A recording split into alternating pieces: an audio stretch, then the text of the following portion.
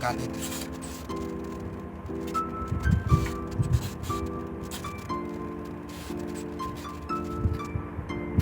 Mwen dormi ki ap krasen la men. Si pa la mwen alon a lez men, am yan.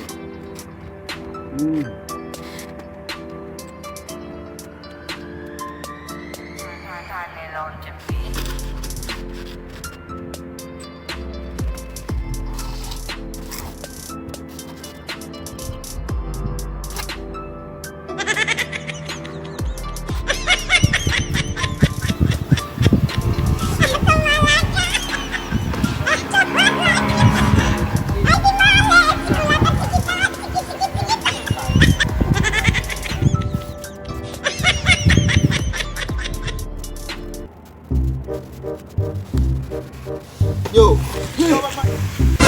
monsieur, ou bien monsieur pas la manger. Fouki. A nou kaka mi, si mwen son bedi manger. Dè ket mal yo fè.